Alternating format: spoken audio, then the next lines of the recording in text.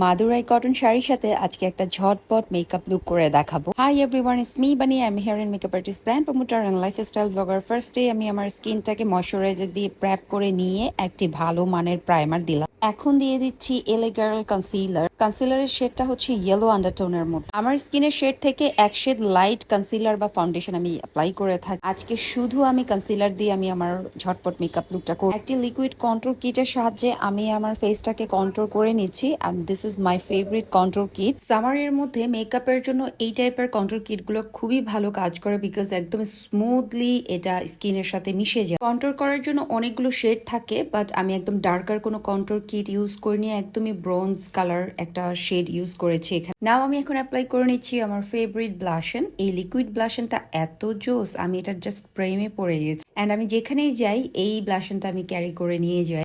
এত স্মুথলি এটা স্কিনের সাথে মিশে যায় এবং আমার আঙ্গুলের সাহায্যে আমি এটা মিক্স করে নিতে পারি খুব সহজে। লাস্ট ফিনিশিং দেওয়ার জন্য আমি বিউটি ব্লেন্ডারটা ইউজ করছি এখন, বিকজ ফাউন্ডেশন এবং ব্লাশন যখন একসাথে মিক্স হয়ে যাবে এটার পিগমেন্টেশনটা অনেক সুন্দর হয়। আজকে আমি কোনো আইশ্যাডো অ্যাপ্লাই করছি না, ব্লাশন দিয়েই আমি আমার আইশ্যাডো কমপ্লিট করে নিলাম। এখন সেই গ্ল্যামার ফাউন্ডেশন ফেস পাউডারটা অ্যাপ্লাই করে নিচ্ছি। এইরকম প্রচন্ড গরমে এই টাইপের ফেস পাউডারগুলো কিন্তু লং লাস্টিং করে অ্যান্ড ওয়াটারপ্রুফ হয়। হাই কভারেজ, লং লাস্টিং এবং ওয়াটারপ্রুফ বেস করার জন্য এই টাইপের ফেস পাউডারগুলো ব্যবহার করাটাই বেটার। নুড একটি আইশ্যাডো প্যালেট ইউজ করে জাস্ট আমি লাইনটাকে ক্রিয়েট করে নিলাম অ্যান্ড আমার পছন্দের মাস্কারা অ্যাপ্লাই করে নিই। এই মাস্কারাটির একটা অন্যতম বৈশিষ্ট্য আছে, যেটা কিনা 2-3 বার যদি সোয়াইপ করি আইল্যাশের মধ্যে, তখন কিন্তু অনেক বেশি ঘন দেখা। লিকুইড একটি আই পমেডের সাহায্যে আমি আমার আইব্রাউজটাকে ডিফাইন করে নিলাম অ্যান্ড ব্লাশন দিয়ে নিচ্ছে। আজকে একটু ব্লাশনটা বেশি করে দিলাম অ্যান্ড হোয়াইট কাজল অ্যাপ্লাই করে নিই। আজকে একদমই আমি লেশ পরবো না, যেহেতু প্রচন্ড গরম পড়ছে, দ্যাটস আমি লেশটাকে স্কিপ করে